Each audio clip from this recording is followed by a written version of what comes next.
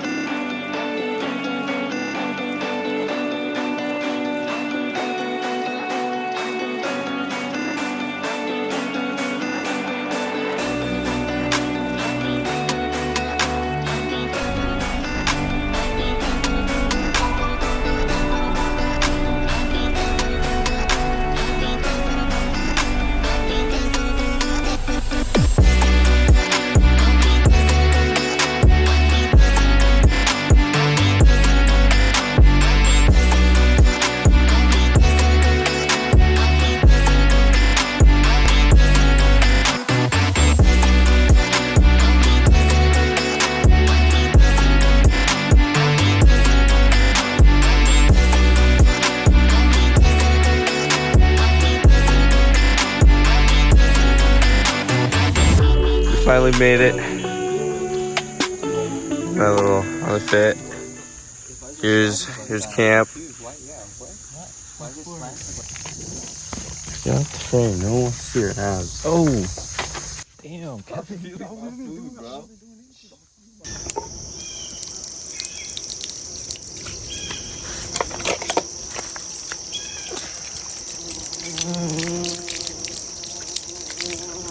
Morning, everyone. Right now we're making breakfast. The others are showering. See you later. Wow, it's really tight corner.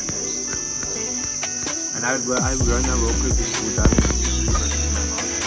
We could take it on our way back. Oh yeah. You could? Yeah, I can take it on our way back. And if we go south, Yeah. Enough about traveling and the boring stuff. Let's focus on what we're actually driving. Farthest to the left, we have the Kawasaki Vulcan S650, but we like to call it the Weed Whacker. This Kawasaki contains a liquid-cooled 649cc parallel twin with a 6-speed manual transmission. Its seat height is 23 inches and ride height is 90.9, and if you're wondering how tall that is, just know it comfortably fits a 5'5" foot tall man.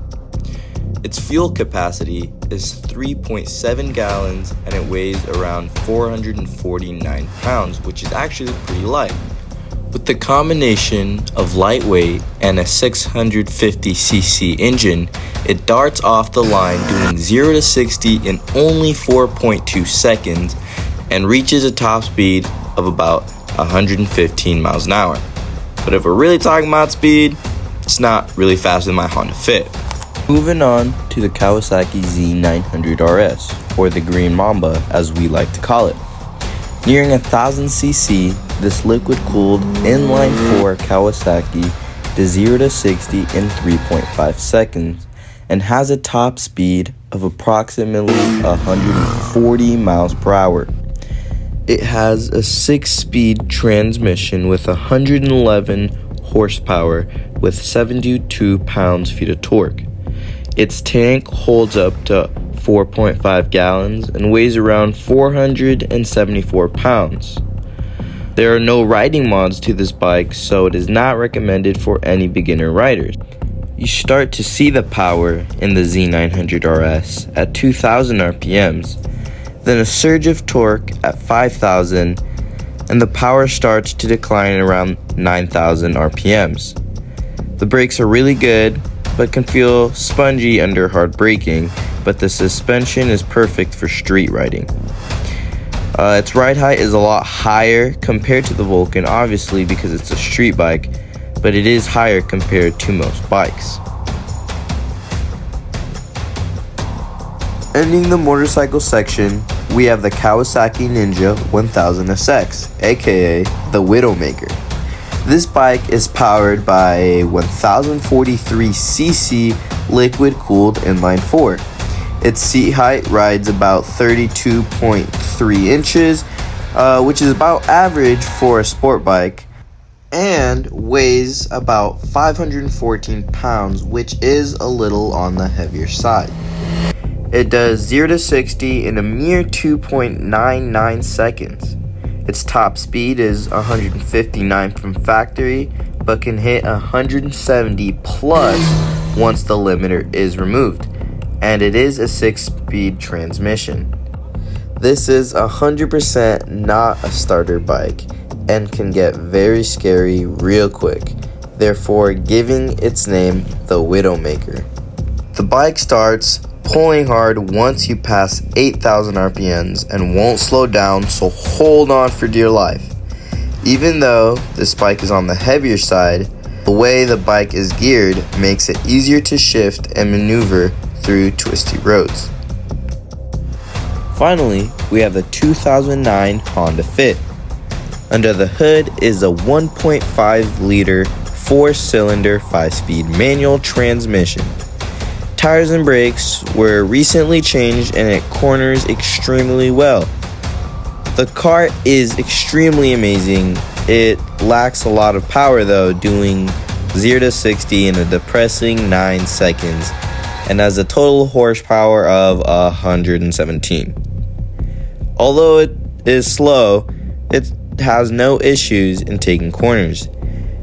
Keeping it in lower gears with higher RPM lets the Fit maintain enough power throughout each corner. Getting ready to go. We got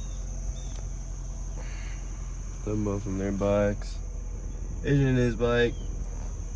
About to get this rolling. So we're gonna go through a few twisties. Forgot the place called, but I'll remind you guys later.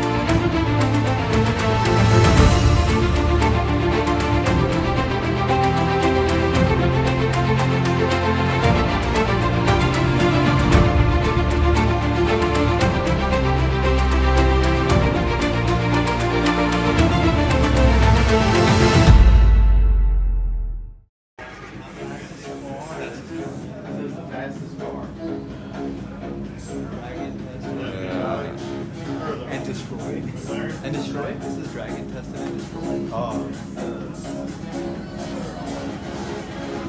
Dang. That's impressive, man.